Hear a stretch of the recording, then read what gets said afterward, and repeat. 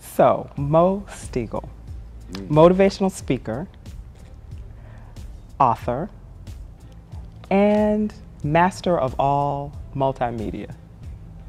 We're going to talk to you today. Going to pick your brain just a little bit. Really? Yes. I've read a little bit about you, and I noticed your name, your given name. Tell me a little bit about that. Shimura.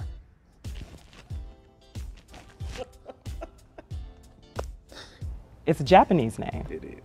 Okay. The meaning of it. It means strong and wise, wise and strong. Okay. Okay. So the young Shimura at that time, was he strong and wise and strong? Always been strong, mature, well beyond my years. I always like to date older women. Even as a young person, you like it? Young boy. Oh, well, young Mo. Well, okay. Getting it in. Okay, moving on. Yeah. But I mean, I had conversation that I probably shouldn't have had. Not that it was risque, but it was mature. More mature. Yeah. So did people constantly think that you were older than you were? Well, I had a boyish look, so okay. No. I didn't even have facial hair. Oh, so you couldn't say, oh, he might be 15. No, he's 8. So not having a relationship with your dad and being there in the projects, how did that help you, or did it help you, or did it help to refocus you maybe, or? Oh, it was difficult at times. I was very ashamed of where we lived. I felt like by day I was surrounded by multi-millionaire kids, celebrity kids, and by night, my homeboys. Your mother, she was the president of the Association for Your Housing Project. Yes, she was. Okay. She won a strategic race by kind of showing the people that they could do better. Okay. She took the onus off her being the president and put it on the community being better. Wow. And so people loved that, and they voted her in. And it seems like your mom had this undying love for helping and for being creative. She taught me losing was not an option. Where I began was not where I had to end. She was very strong. I saw her work 2-3 jobs to make things happen at home. We didn't have a lot of material stuff, but we never went hungry. Food was always in the cupboard, and we did not go lacking love. And she really showed me how to serve others. She was the president of the Housing Association. She started the first choir in the community church and had roads made, and it was a big deal.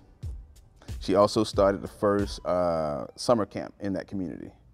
And I was like, wow, that's what I want to do. I want to serve people. Dealing with your mom and with all the things that you learned about HIV and AIDS and all that, what would you say to people who are either dealing with it themselves or they're caregivers to those who have it? Because you seem like you came out of that situation on the upside. Now, I'm sure there were dips and valleys along the way, but you look like you're the victor in this. So what would you say to those people? Losing is not an option. No need to wallow in it. You got to live in the now. I learned that God, His Word, is eternal. Has no past, has no future.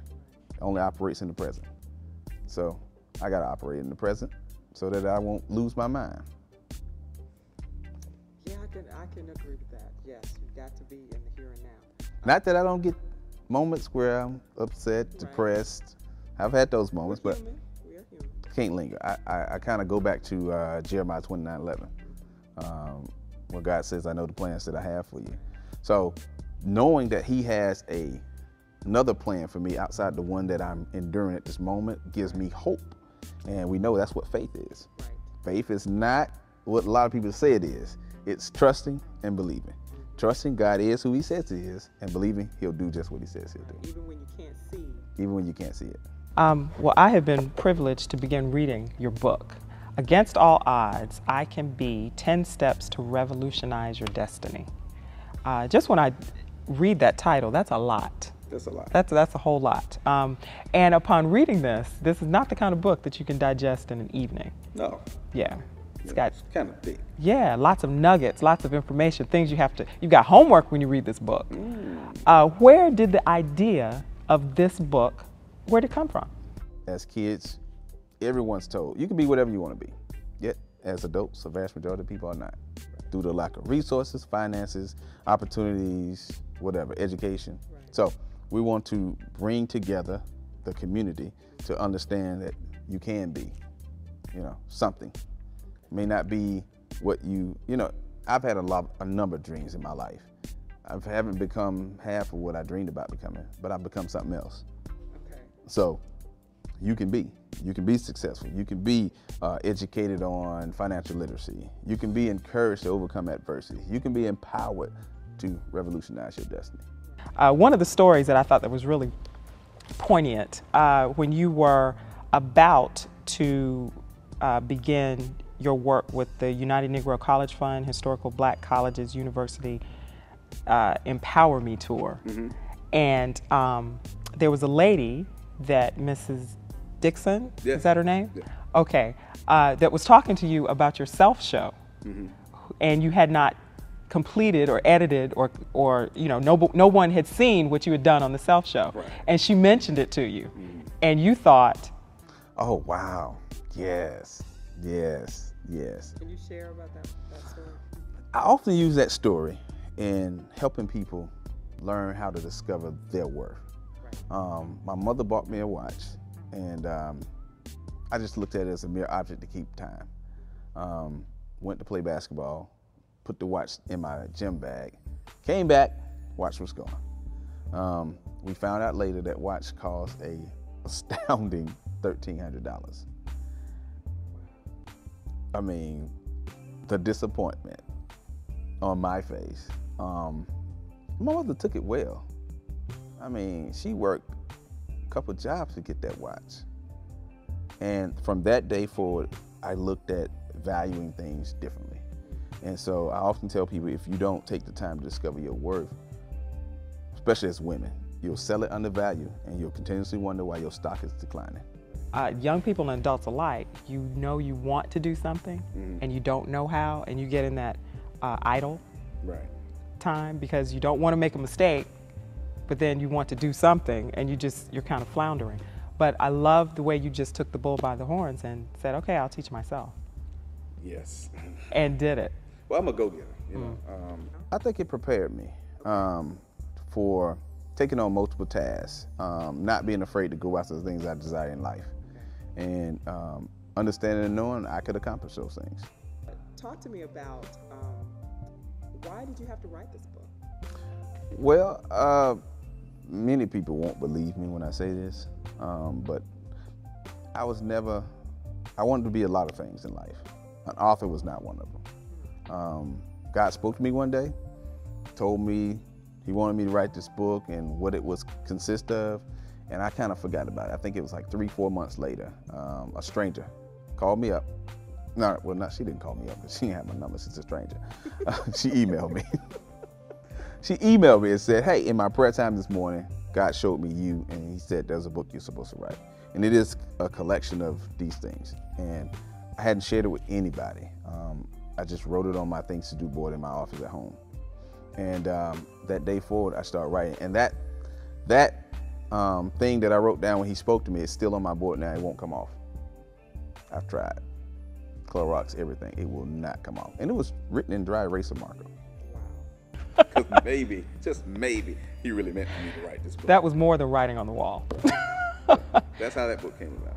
You got to know what you're worth, what your time is worth, what your talents is worth, what your jewels is worth, because you'll just frivolously give them away and not know. Somebody else knew what that watch was worth.